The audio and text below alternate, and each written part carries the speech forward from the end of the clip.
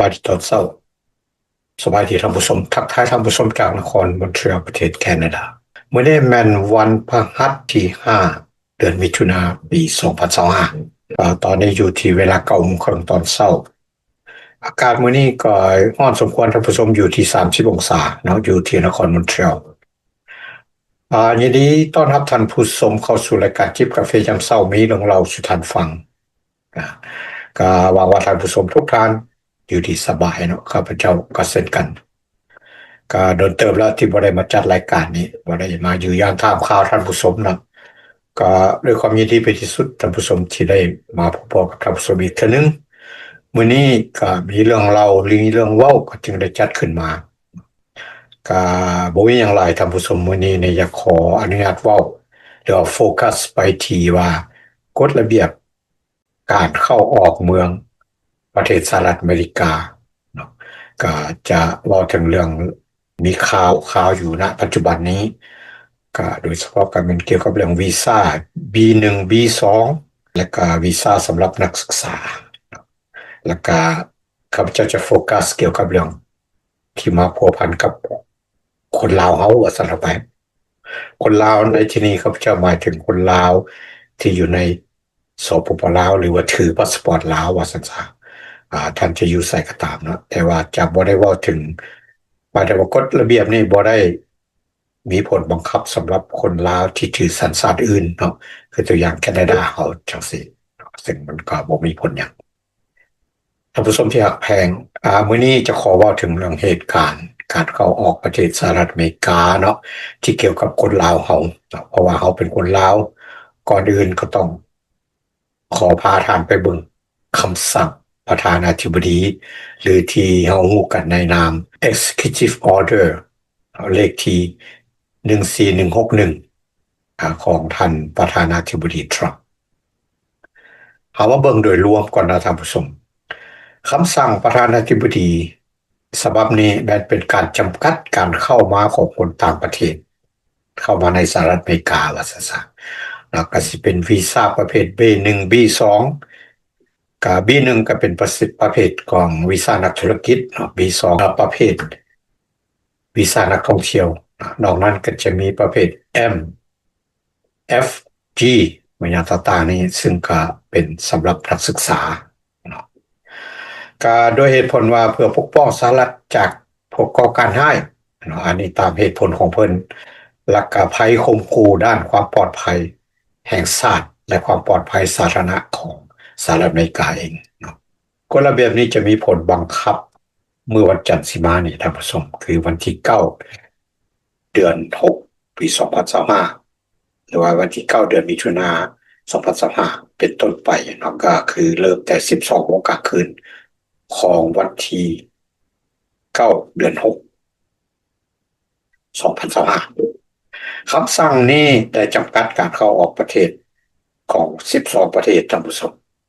ก็12ประเทศนั้นเพิ่นเห็นว่ามีการขาดการกวดกาการตรวจสอบแล้วก็กำหนดว่าจะสร้างความเสี่ยงสูงต่ออเมริกาเพิ่นได้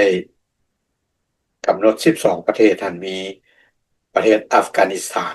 เมียนมาประเทศชาดแล้วก็สาธารณรัฐคองโกอีควอทอเรียนกินีเอธิโอเปียไฮตีอิหร่านลิบีหรือว่าลิเบียเนาะโซมาเลียซูดานและก็ประเทศเยเมนอันนั้นมัน12ประเทศที่ว่าเพิ่นมีข้อจำกัดเด็ดขาดห้ามเข้าประเทศสหรัฐอเมริกาและก็มีการจำกัดบางส่วน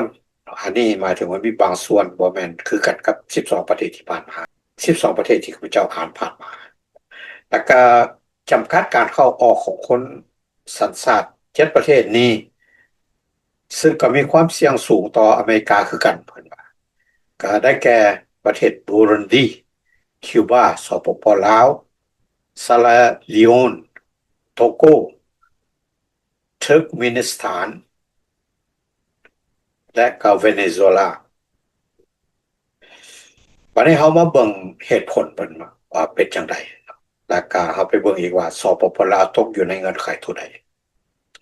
ก็โดยเฉพาะเรื่องการก่อการร้าย เช่นว่าการก่อการร้ายหรือว่าก่อเหตุการณ์ต่างๆในอเมริกาเนาะอีกสิ่งหนึ่งเป็นการยิงประชาชน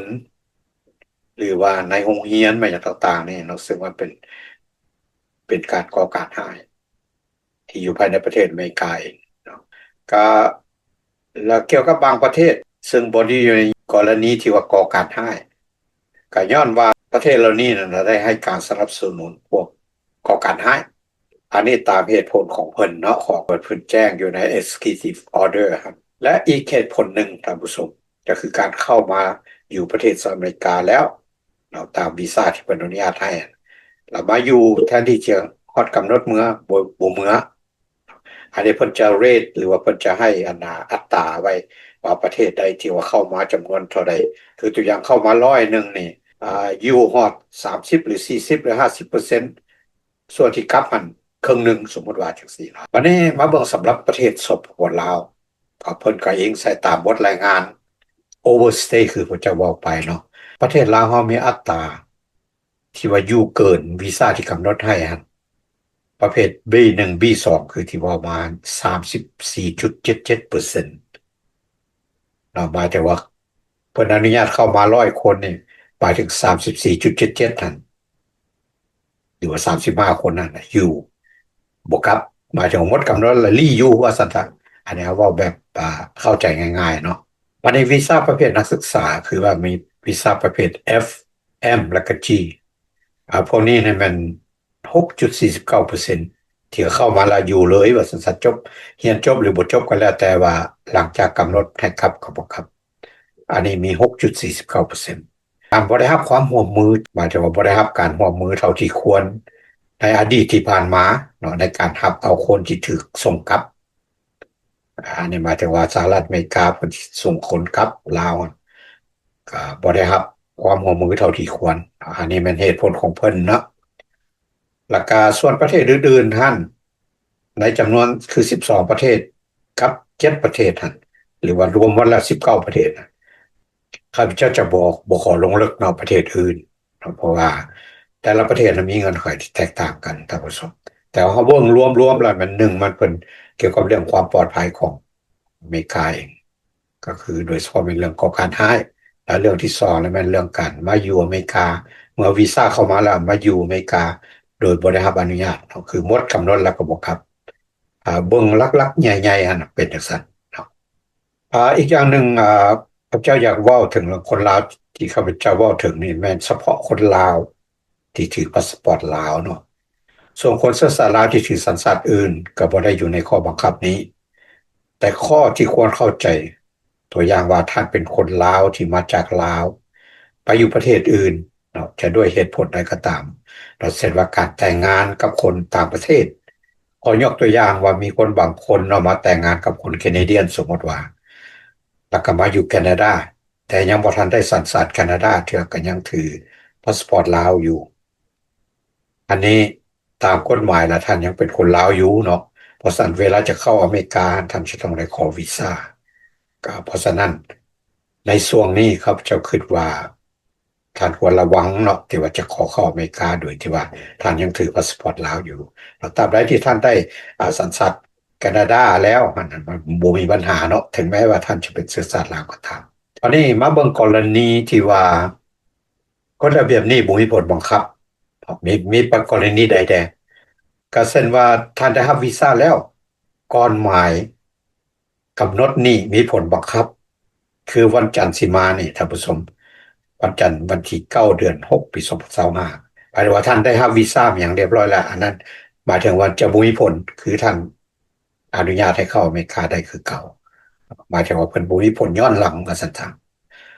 และอีกอันหนึ่งเป็นท่านมีพี่น้องที่ถือสัญชาติอเมริกาแล้วเราเป็นคนอเมริกาแล้วว่าสัญชาติแต่ว่าท่านจะต้องมี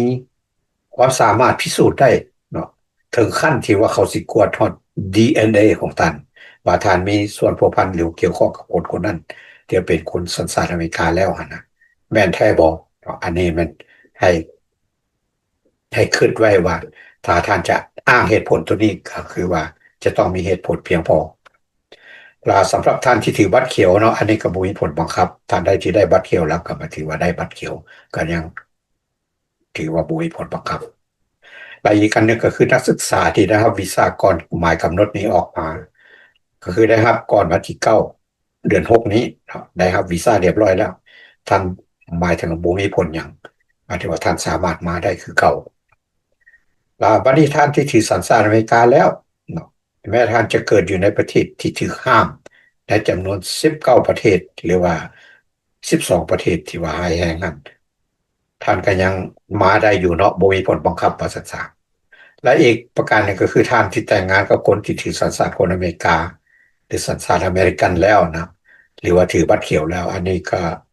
กฎหมายนี่หรือว่าคำสั่งนี่บ่มีผลกับอันนี้เว้ารวมๆก็ประมาณนั้นท่านผู้ชมวันนี้ข้อสังเกตกฎระเบียบนี้อาจจะมีการเปลี่ยนแปลงท่านผู้ชมก็เนื่องจากว่าความบ่แน่นอนของท่านผู้นำคนนี้เนาะก็คือทั้งที่เฮาฮู้และเปลี่ยนแปลงได้ตลอดเวลาพวกเราต้องเบิ่งกันต่อไปท่านผู้ชม ท่านสามารถเข้าเบิ่งรายละเอียดคือดังที่เว่าไปเนาะหน้า Facebook ของข้าพเจ้าแล้วข้าพเจ้าจะแชร์โพสต์รายงานนี้ไว้และก็ความคืบหน้าต่างๆที่อาจจะตามมาภายหลังข้าพเจ้าจะแจ้งให้ทุกท่านทราบมาฮอดนี้และการจิบกาแฟยามเช้ามีเรื่องเล่าสู่ท่านฟังก็สำหรับมื้อนี้เนาะก็ได้สิ้นสุดลงก็อย่าลืม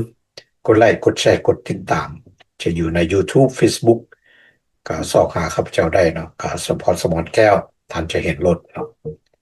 ขอให้พรให้ท่านผู้ชมทุกท่านจงอยู่ดีมีสุขสมหวังสำเร็จทุกนาทีเวียกงานเนาะโชคดีขอบใจ